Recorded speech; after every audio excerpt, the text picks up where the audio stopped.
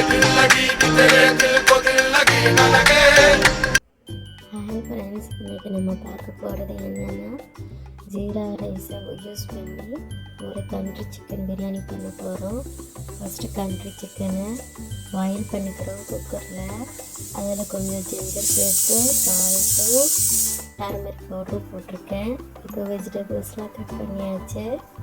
Onions, tomato, coriander, mint, சில்லிலாம் இதை மாதிரி கட் பண்ணி வச்சுருக்கேன். அப்புறம் கொஞ்சம் ஸ்பைசஸ் எடுத்துருக்கேன். Chilli powder, coriander powder, turmeric powder, garam masala powder இதெல்லாம் எடுத்துருக்கேன். அப்புறம் ஆனியனை நல்லா ஃப்ரை பண்ணிக்கிறேன். ஆனியன் நல்லா ப்ரௌன் கலர் ஆகிற வரைக்கும் ஃப்ரை பண்ணணுங்க. அப்போ தான் நல்லா டேஸ்ட்டாக இருக்கும். நல்லா ஃப்ரை பண்ணிவிட்டு ப்ரௌன் கலர் வர நல்லா இந்த ப்ரௌன் கலர் வர ஃப்ரை பண்ணிடலாம்.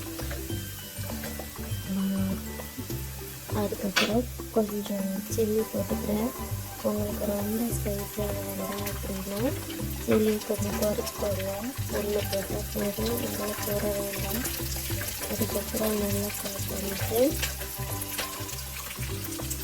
ஸ்பைசஸை கூட நம்ம கொஞ்சம் ஸ்வீட்டாக இருந்தாலும் கடலைப்பருப்பு இப்போ கொஞ்சம் இஞ்சி கொஞ்சம் பேஸ்ட்டு சேர்த்துக்கிறேன்.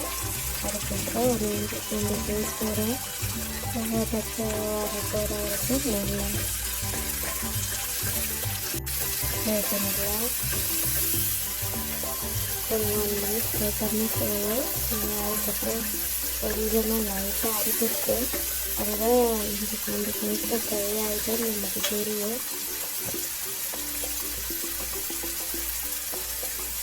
அதுக்கப்புறம் நம்ம அடுத்த வெஜிடபிள்ஸை போட ஆரம்பிச்சிடலாம். இது கொஞ்சம் லைட்டாக பிடிக்கிற மாதிரி எனக்கு தெரியுது. அதனால் இதை கொஞ்சம் தக்காளி கொஞ்சம் வச்சுட்டேன்.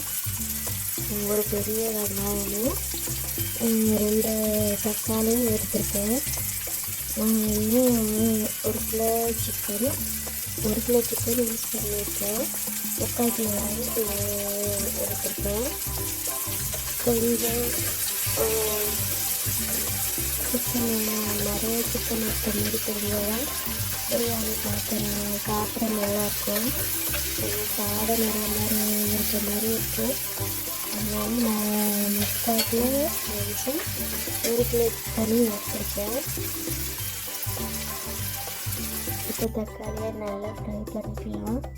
இது நல்லா ஜூஸி ஃப்ளேவர் ஆகிற வரைக்கும் நல்லா ஃப்ரை பண்ணணுங்க. இப்போ நான் கொரியண்டர் ரைஸும் மின்ட் ரைஸும் ஆன் பண்ணி வைக்கிறேன். எல்லாத்தையும் சேர்த்து ஃப்ரை பண்ணிக்கிறேன். நான் ஒரு கிளிப்பு இடிக்காமல் யூஸ் பண்ணிட்டேன். நான் கொஞ்சம் கேடு யூஸ் பண்ணேன். அந்த கேடு லெமனும் யூஸ் பண்ணேன். அது நான் எடுக்கலை.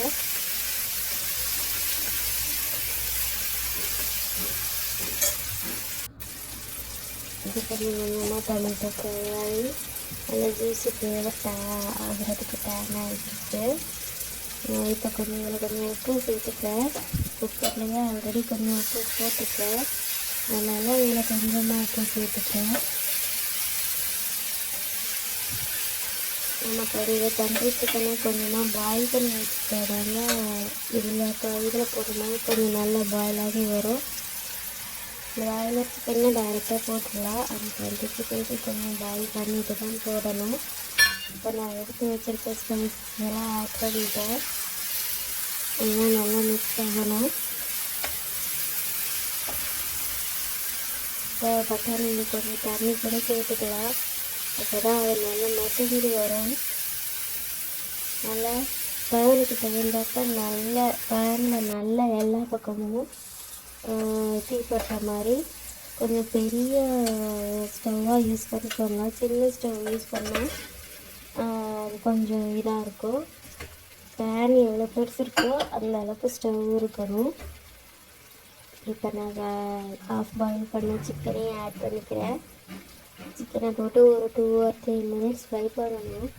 அப்போ தான் நம்ம போட்டிருக்க ஸ்பைசஸ் எல்லாம் சிக்கன் கூட சேரும். அதனால் சிக்கனை போட்டு ஒரு 2 or 3 மினிட்ஸ் மிக்ஸ் பண்ணிவிட்டு அதுக்கப்புறம் தண்ணி ஆட் பண்ணுறேன். தண்ணி ஆட் பண்ணிவிட்டு தண்ணி நல்லா கொதிக்கிற வரைக்கும் ஹை ஃப்ளேமில் வச்சுக்கலாம். அதுக்கப்புறம் கொதித்த பிறகு ரைஸை போட்டுட்டு அது இன்னும் கொஞ்சம் ஹை ஃப்ளேமில் வச்சு நல்லா கொதிக்க விட்டுட்டு அதுக்கப்புறம் லோ ஃப்ளேமில் வச்சு மூடி வச்சிடணும். ஃபுல்லாக ஹையில் வைக்கக்கூடாது. கொதிக்கிற வரைக்கும் ஹை ஃப்ளேமில் வச்சுட்டு அது கொதித்து நல்லா நமக்கு நல்லா கொதிச்சிட்டுன்னு தெரியும். அப்போது லோ ஃப்ளேமுக்கு டர்ன் பண்ணிடணும். இப்போ நான் கொஞ்சம் கொரியாண்டர் லீவ்ஸும் மின்ட் லீவ்ஸும் ஆட் பண்ணியிருக்கேன். நல்லா கொதிச்சிட்டு அதனால நான் க்ளோஸ் பண்ணிட்டேன்.